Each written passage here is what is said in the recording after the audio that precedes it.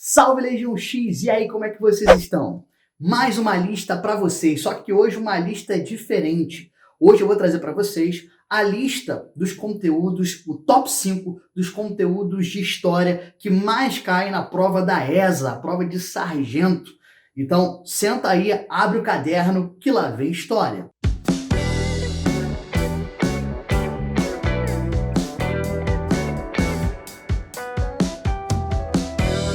Bom, galera, a primeira coisa que eu vou pedir para vocês, antes de começar a falar sobre os temas que mais caem na prova da ESA, vou pedir para vocês se inscreverem no canal, dar o like, aperta o sininho aí para você receber todas as notificações.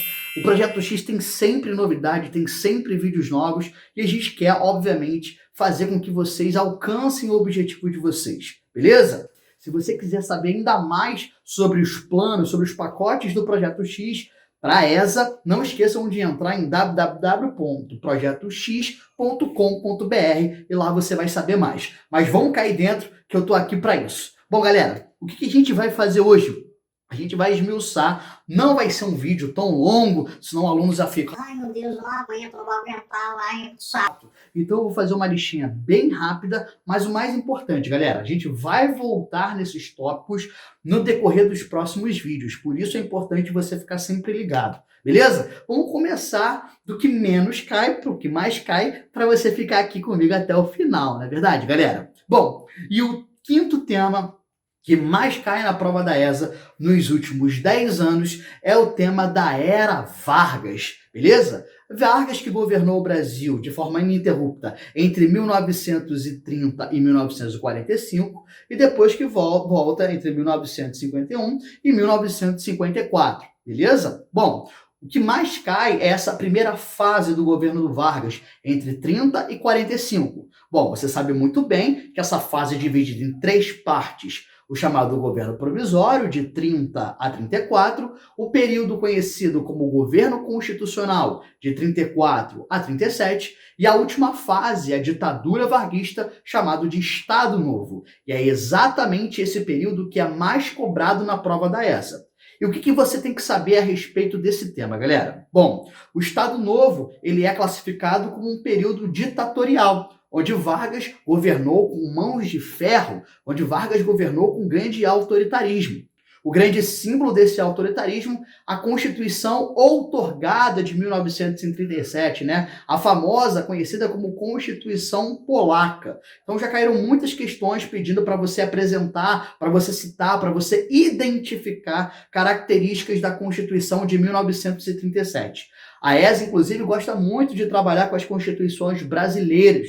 Então, vale muito a pena, quando você estiver estudando os temas de história do Brasil, ficar atento às características de cada uma das constituições. E olha, o nosso país se amarra em fazer constituição, né? Só na história do Brasil, até o presente momento, foram 7, beleza?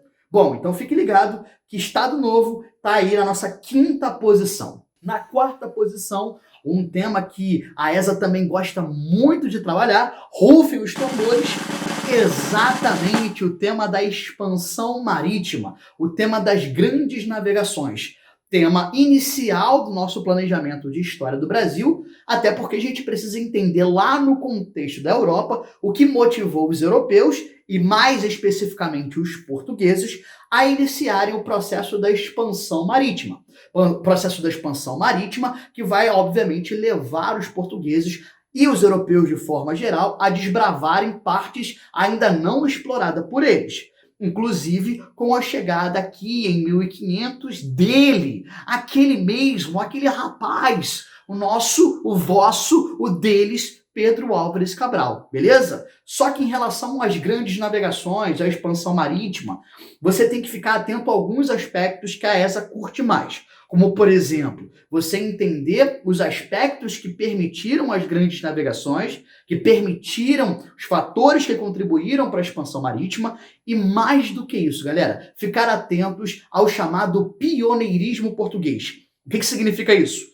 Os fatores que nos permitem compreender por que Portugal foi o primeiro país na expansão marítima. Dentro desses aspectos, lembrar que Portugal foi o primeiro país da Europa a se formar, lembrar que com a unificação do Reino de Portugal, nós tivemos o fim das guerras, a ausência de guerras, e aí um governo, uma administração mais pacífica permite ali medidas mais tranquilas.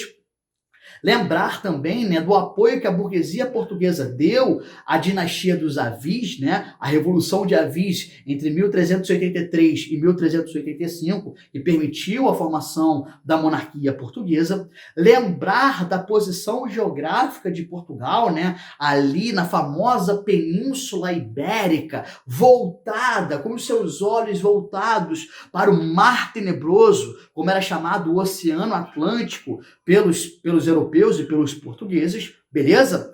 Lembrar também, né, que Portugal, por ser um entreposto comercial importante desde a Idade Média, contribuiu também para uma certa aglomeração de pensadores, de conhecedores dos mares, permitindo ali o desenvolvimento de importantes instrumentos náuticos que vão ser extremamente fundamentais para a expansão marítima. Entre elas, a gente tem que lembrar das caravelas, temos que lembrar do astrolábio, beleza? O que até erroneamente se chama aí de Escola de Sagres, com o infante Dom Henrique, mas esse é um tema para a gente discutir depois. Então, lembrar do pioneirismo português. No número 3 das questões que mais caem de história na prova da ESA, nós temos a República Velha, beleza? República Velha também é um tema bastante extenso, né? Tendo em vista que a República Velha, hoje a gente chama mais de Primeira República, se inicia em 1889 e se estende até o ano de 1930. Então é um período onde muitas coisas aconteceram e geralmente a gente divide o estudo da Primeira República em 3 aspectos diferentes.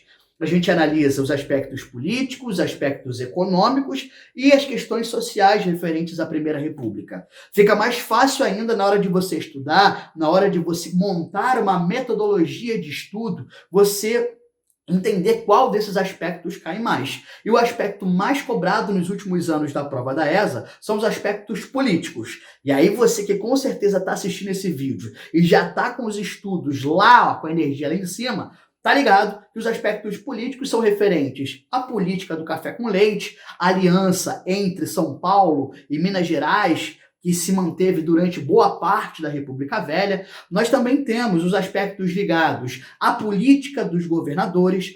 Temos também a questão da Constituição, da primeira Constituição Republicana do ano de 1891, e aí fala-se muito do voto de Cabresto, mas você também não pode esquecer que além de analisar a República oligárquica, né, oligarquia significa governo de poucos, a elite ligada à agroexportação no Brasil vai comandar politicamente o país nesse momento, mas é preciso lembrar que a República se inicia através de uma mobilização principalmente dos militares do exército, beleza? São esses militares que no dia 15 de novembro dão o famoso golpe republicano. Essa primeira fase, onde os militares estão ali no poder de forma transitória, a gente chama de política de governo de República das Espadas. E aí a gente divide aí entre República das Espadas e República Oligárquica, tá? Mas a ESA cobra mais o período da República Oligárquica, por mais incrível que isso possa parecer. Então nós temos aí o top 3, República Velha, os aspectos políticos para você estudar. No número 2, rufem os tambores do infinito de Gedeon, para você não esquecer, tá? O top 2, Brasil Império, o Império Brasileiro, que tem seu início em 1822, quando nós temos ali a ascensão de Dom Pedro I, costeleta dourada, beleza? E se estende até o golpe que os militares que eu acabei de citar dão no filho de Dom Pedro I, o maravilhoso Dom Pedro II. Agora, quais são os temas que mais caem referentes a Brasil Império? Bom, se começa em 1822 e se estende até 1889, deve ter muita coisa. E, de fato, tem muita coisa acontecendo no Império. Contudo, você vai focar o teu estudo nas chamadas revoltas imperiais. E as revoltas imperiais ganham muita força, principalmente no período regencial, entre 1831 e 1840. Dividimos o Império Brasileiro em primeiro reinado, período regencial e segundo reinado. Dom Pedro I Fica ali os regentes administrando o Brasil entre 1831 e 1840, e depois, aí assim, a ascensão de Dom Pedro II. Com a ausência do imperador, o período regencial se torna um período bem estável da vida política no Brasil e por isso vários movimentos acontecem. Mas não significa que será cobrado apenas o período regencial, as chamadas revoltas regenciais, inclusive com um vídeo aqui no Projeto X também para vocês assistirem. Nós temos, nesse período do primeiro reinado, a Confederação do Equador como um momento importante, a Guerra da Cisplatina, e aí no período regencial, sim, temos a famosa cabanagem, nós temos também a farroupilha, temos a balaiada, temos a sabinada, temos a revolta dos malês, ou seja, uma série de revoltas que acontecem nesse momento. Até mesmo o período do segundo reinado, que é um período mais tranquilo, nós também temos algumas revoltas, beleza? Como, por exemplo, a maravilhosa Revolução Praieira do ano de 1848.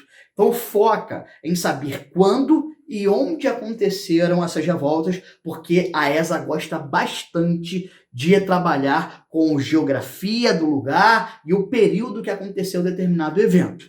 E aí, senhores, aí sim, hein? Vamos ao top 1. O que a ESA trabalha mais? O que a ESA cobra mais? E aí a gente vai falar sobre Brasil Colônia. E aí tu já deu aquele suadouro, né? Brasil Colônia? Mas Brasil Colônia são 3 séculos. Como é que eu vou fazer? Claro, você que está estudando para a prova da ESA, você sabe muito bem que vai ter que estudar toda a história do Brasil. Eu não estou dizendo, e nenhum professor vai te dizer, para estudar somente a lista com os temas que mais caem. A lista com os temas que mais caem é para você dar aquela focada final. Quando estiver próximo da prova, aí você vai olhar o top 5 aqui, a lista com mais carinho, com mais cautela, com um pouco mais de maldade, beleza? Agora, Brasil Colônia é um tema extenso e todos os concursos militares gostam bastante de trabalhar esse tema. E aí vocês vão ter que dar uma focada também nas chamadas revoltas coloniais. E aí as revoltas coloniais, nós temos as famosas revoltas nativistas, né? Que começa lá, a primeira delas em 1640, a famosa aclamação de Amador Bueno, passando depois pela Guerra dos Emboabas, Guerra dos Mascates, passando por revolta de Filipe dos Santos, e aí a gente vai para a segunda onda de revoltas, as chamadas revoltas separatistas, Inconfidência Mineira em 1789, Conjura Carioca em 1794, Conjuração Baiana ou Revolta dos Alfaiates em 1798 e, por fim, a famosa Insurreição ou Revolução Pernambucana de 1817. Então, galera, fiquem atentos, são muitas revoltas e a ESA sempre traz uma pegadinha, inclusive cobrando aí características diferentes e iguais entre esses movimentos. Se você seguir a lista do top 5 que o Projeto X está postando, e a gente vai postar de história, de geografia, de português, vai ser lindo, porque o Projeto X está aqui para te ajudar a ser feliz e navegar nas águas desse mar, como disse o poeta do Nat Roots. Não se esqueçam, o Projeto X é aquele que multiplica as suas chances de aprovação e a gente está aqui para ajudá-los. Avante e a vitória vem. Grande abraço e até a próxima!